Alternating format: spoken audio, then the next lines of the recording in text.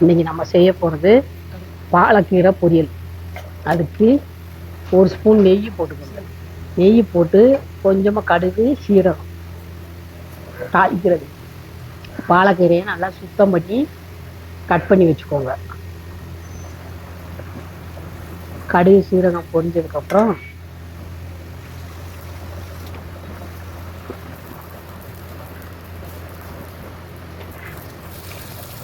ரெண்டு பச்சை மிளகா, கொஞ்சம் கருவேப்பிலை, காஞ்ச மிளகா போடணும்னா காஞ்ச மிளகாவும் போட்டுக்கலாம், கொஞ்சம் பெருங்காயம், சிறுபருப்பை ஊற வச்சுக்கணும் கொஞ்ச நேரம், ஒரு கைப்பிடி, கீரைக்கு தகுந்த மாதிரி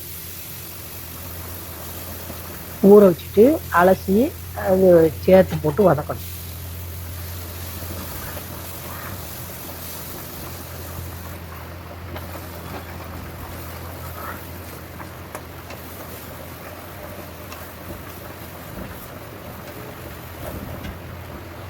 இப்போ வெங்காயம், சின்ன வெங்காயத்தை பொடிசா கட் பண்ணியிருக்கோம் கொஞ்சம், அதையும் போட்டு வதக்கணும்.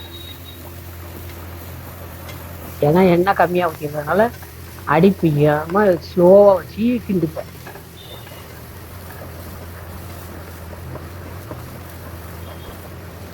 எதுக்குமே எண்ணெய் தேவையான அளவு, சும்மா ஒரு ஸ்பூன் தான். பாலக்கீரை நல்லா அலசி கட் பண்ணி வச்சுருக்கோம். கொஞ்சம் உப்பு, ஏன்னா அந்த கலர் மாறாது உடனே. நீங்கள் கீரைக்கெல்லாம் உப்பு 4 ஒரு பங்கு தான் போடணும், ஏன்னா கீரைக்கு உப்பு தூக்கலாக வந்துடும். அதனால் கொஞ்சமாக உப்பு போட்டுக்கணும். உப்பு போட்டு அப்படியே கீரையோட கலரும் மாறாது உடனே உப்பு போட்டிங்கன்னா. அப்படியே வதக்கிட்டு கொஞ்சமாக தேவையான அளவு தண்ணி ஊற்றி கிண்டி மூடி ஸ்லோவாக வைக்கணும். ஒரு தேங்காய் பட்டை, கொஞ்சம் சீரகம் போட்டு அரைச்சி வச்சுக்கணும்.